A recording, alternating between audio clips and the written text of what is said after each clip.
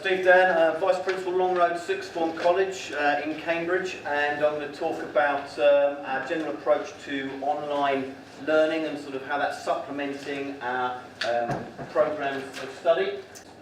We don't have tutorial periods anymore. A little bit like CRC, and I know a number of other places are talking about this. We've gone to a progress coach model.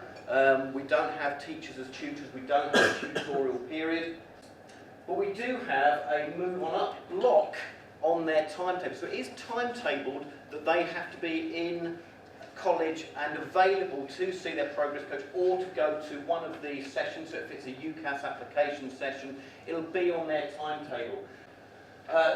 Don't like putting up lots and lots of text, but you can see this in your pack. This is the statement from Ofsted last year. We were inspected last year. This was their statement in our report about our study programmes. Quite pleasingly, they said that they were well considered. Our response to the study programmes is well considered. Clear progression routes.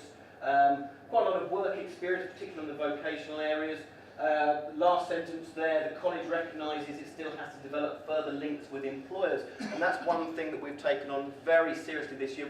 So, how have we replaced tutorial? Well, we've done it through Moodle, our VLE. We've been doing this for a little while. We've had VLE for some time, but when we got rid of the taught tutorials, we created something called the Hub, which all students are taught about and have an induction for.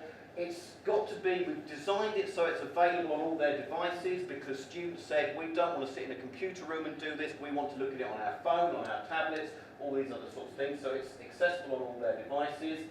And it covers all of those sorts of areas that the tutorial used to cover. So you've got all the UCAS information on there, you've got employment sections on there, how to write a CV, all those sorts of things. You've got information about gap years and gap year providers, and then you've got some sort of Every Child Matters themes as well. So the healthy lifestyles, equality and diversity, there's lots and lots of resources. It's mainly a repository of resources, so lots of video links, things like that. All of the UCAS how to apply guides are linked through and embedded in the Moodle site. You might be aware of digital badges or open badges. These are things that you can achieve.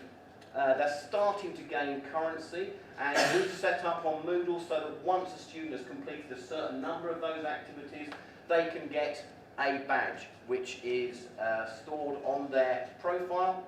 They can also take it away using a digital backpack, and we're looking at developing that. If you're interested in those sorts of things further, sponsored by Mozilla, and if you go on the website openbadges.org, you can see how they're designed, how you can certificate them, how you can get them credited, and they're starting to get a lot of recognition. There's a royal one now as well, I think. There's a royal badge that you can collect, and the currency is very important. This is also part of our overall e-learning strategy and digital literacy. We've worked with employers and universities, so we're working with ARU on what universities want in terms of digital skills for students, and with employers. We recently had an employers fair at college. Lots of companies came in, ARM and all these other ones we've heard of around here, and we interviewed all of those about what digital literacy skills they would expect students to have.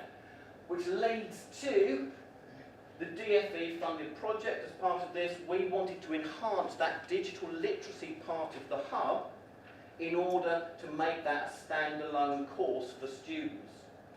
So we thought we'll set up a course, an online delivered course, about 30 hours worth of study, and we set up a digital literacy group of staff using the funding that we got from the DFE. We identified 7 digital literacy topics, saying, okay, so what's this going to actually look like?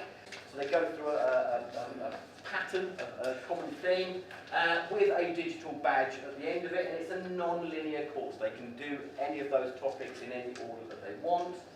Coming up with a course that is standalone, contains activities, assessment, and feedback, without their direct personal human involvement has been really difficult for them. Some of the teachers found it hard.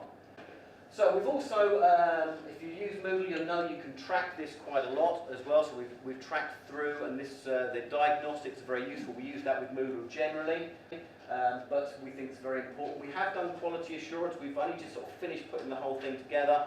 So that's our sort of approach. That's our strategy, because the threats are that this very much is a step change. And it's not just a step change for us. It's not just a step change for our teachers, who have now got to think about progression, and we want them to go out and see employers and those sorts of things.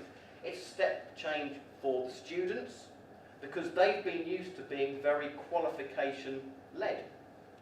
We have a model of education that is very much based on learning is something that is done in a classroom, with a teacher standing there talking like I am now, with students sitting there. Thank you very much.